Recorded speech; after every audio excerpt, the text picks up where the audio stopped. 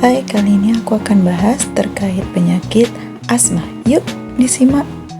Apa itu asma? Asma adalah salah satu masalah paru-paru yang membuat pengidapnya kesulitan bernapas akibat peradangan dan penyempitan pada saluran pernapasan. Tak hanya kesulitan bernapas, asma juga menyebabkan gejala lain seperti nyeri, batuk-batuk, dan nyeri dada. Saluran pernapasan pada pengidap asma lebih sensitif dibandingkan dengan orang lain tanpa asma. Ketika paru-paru teriritasi akibat zat pemicu seperti asap rokok, debu, atau bulu binatang, dan lain-lain, maka otot-otot saluran pernapasan pada pengidapnya menjadi kaku dan menyempit. Nah, gejala yang sering ditimbulkan seperti sesak, batuk, terutama pada malam atau dini hari, kemudian sesak napas, nyeri, yang menyebabkan suara siulan saat mengeluarkan napas. Pola gejala pada setiap pengidap asma pun bisa berbeda. Meski begitu, pola gejala yang paling umum gejala yang paling umum seperti datang dan pergi seiring waktu atau dalam hari yang sama, mulai atau memburuk dengan infeksi virus seperti pilek yang dipicu olahraga, alergi, udara dingin, atau hiperventilasi karena tertawa atau menangis, kemudian lebih buruk di malam hari atau di pagi hari. Kemudian, yang menjadi faktor risiko seperti bakteri yang berasal dari debu sering menjadi pemicu utama penyakit asma ini.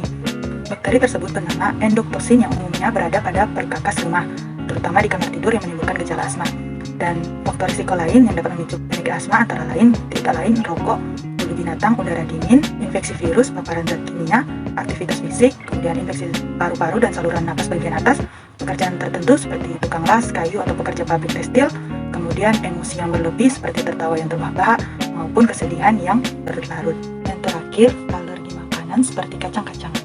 Pada pengobatan asma memiliki dua hal yang perlu dilakukan, yakni meredakan gejala dan mencegah gejala kambuh. Oleh karena itu, pengidap asma perlu disiplin menjalani pengobatan dengan dokter agar asma tetap terkendali. Di samping melakukan pengobatan, pengidap asma juga harus menghindari dari hal-hal yang memicu kekambuhan. Biasanya dokter merekomendasikan inhaler sebagai pengobatan saat gejala asma muncul. Namun, penggunaan inhaler juga berpotensi menyebabkan efek samping bagi pengguna. Apabila terjadi serangan asma dengan gejala yang semakin parah, meskipun sudah melakukan penanganan dengan inhaler maupun obat, maka perlu tindakan medis di rumah sakit.